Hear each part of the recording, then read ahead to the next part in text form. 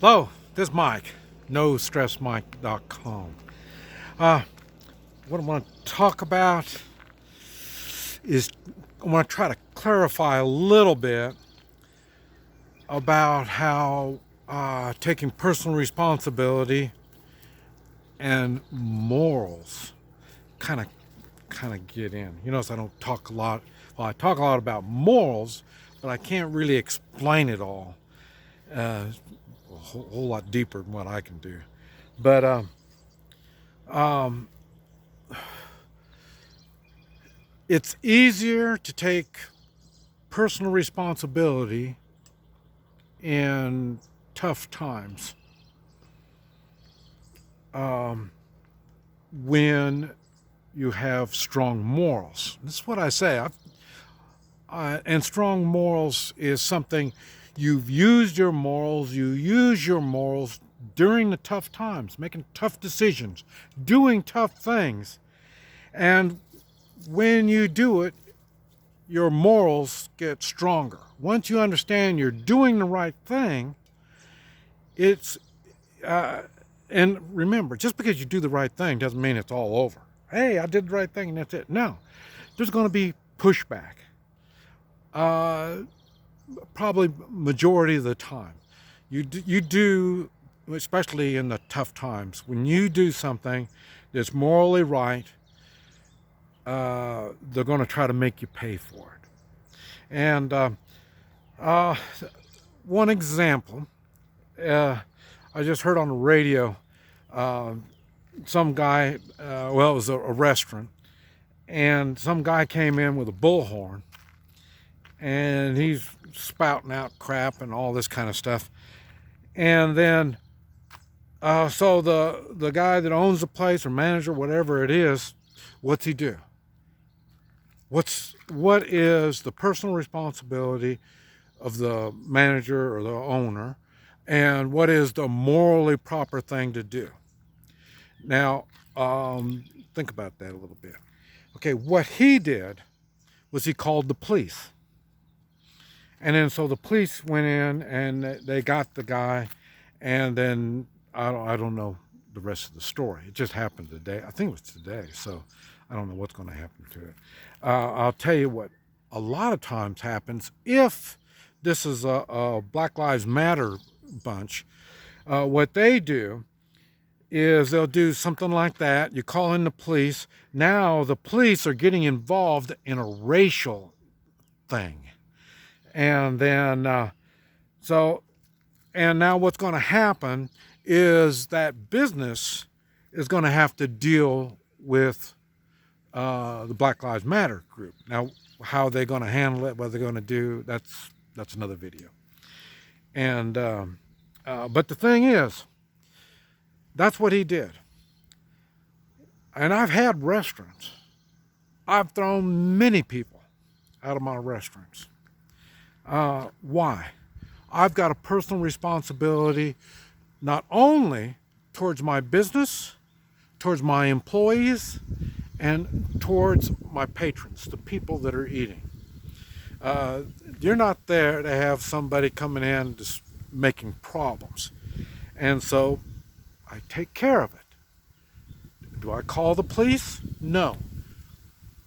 On that example I told you, who did the morally right thing? Calling the police, the owner? Did he do the right thing? Or was that the moral right thing to do? Okay, the police coming in, doing their thing. Okay, seldom do police do anything that's morally right. Now, they do a lot of stuff that's personal responsibility, but it's responsibility, they've got responsibilities due to their job. And they've got rules, what they're supposed to do in different situations. So there's some personal responsibility there, but they don't do anything morally, not in that particular case.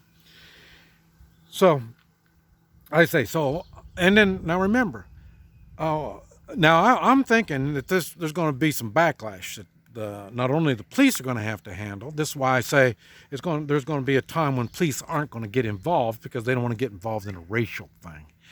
And then the owner or that restaurant, whatever it is, they're going to have problems Uh, and there's been a lot of restaurants been shut down by Black Lives Matters or in organizations like that uh, for either extortion. Hey, you got to support us and put our sign in your place, or you're going to have to give us money or stuff like that. That's extortion. Not only it's illegal, it's immoral. And so now, for me, I know how to handle that stuff. Uh, but like I say, most people don't. They don't exercise their morals. Okay, now, well, this is taking a lot longer than I was thinking. But like I say, I've thrown people out, and then it might be months, days. Well, it might be just days, and they're going to come back. They're going to come back with vengeance to try to show me that I can't do that stuff. Now, right back to personal responsibility and morals. And then I'll take care of it.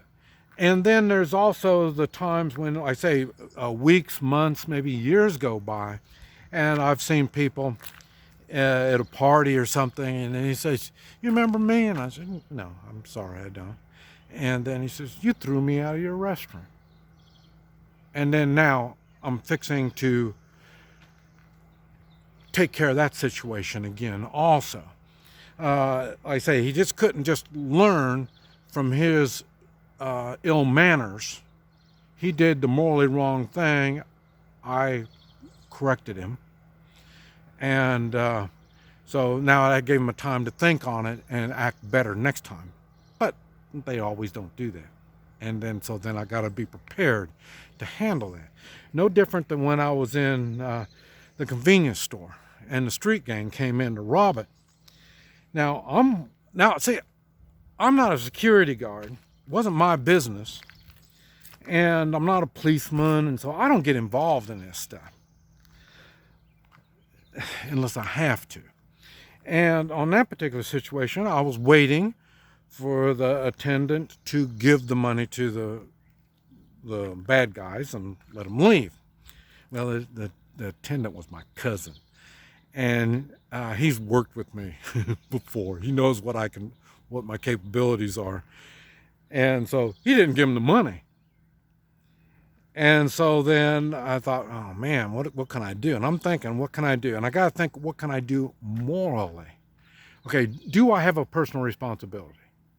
I do. I got the video. You can look in YouTube. No Stress Mike. Last time I shot somebody in Kansas, and it'll tell you the whole story. But anyway, it ended up I had to put that to a stop. Now, was that the end of it? No, it wasn't. A few months later, the street gang came to my house.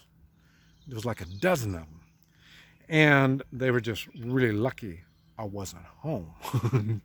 So, because I would exercise my morals again, and they would really have problems. But I say, whenever I exercise my morals, I know this is just the starting of it. And I'm prepared to back my morals. That's what makes my morals strong. That's why you hear me talk about strong morals. Okay, and let's see the time. Yeah, I'm probably going to have to do maybe another video on this. Another time, I had somebody, when I had this last place, it was a roadhouse, nightclub kind of thing. And so I'm working at night. And one night, they came to my house. I live out in the country. And some way or another, I don't think they knew it was me. They just figured out, hey, there's nobody at home. And so then they broke in. They got one gun and just some little dorky stuff, and that's it. And when I came home, I saw all this, and I told my wife they're going to be back. And so my next thing was to put an alarm in. And I put an alarm in where it would call me. Because I lived about a half mile off the road, And so, about a half mile just to get to my house. My closest neighbor was a quarter mile. And so the thing I thought was, good, they'll call me, let me know somebody's in my house, and then I can block the road, they can't get out, and I can go get them. And then my wife says, because by then she doesn't realize that I take personal responsibility pretty good. And so she says, you can't do that. I said, what do you mean you can't do that? And she says, you have to give them some kind of a warning. And because she knew what I'd do. So she says, okay. So what I did is I put a siren in there. So first it calls me, then the siren kicks off. And then that's their warning. And when I got the phone call, somebody was in my house, I got over there. By the time I got there, they were gone. And you could see there was tracks at the front door and the back door. I guess they backed up to the front door and backed up to the front door, and they're ready to clean me out. So, but they didn't. They ran off. But anyway, that's what I'm saying. There's going to be payback. So remember, whenever you do this stuff, you have to be ready to go into more. Here, I'm going to have to make another video on this. So we'll go for number 2. This is Mike, NoStressMike.com.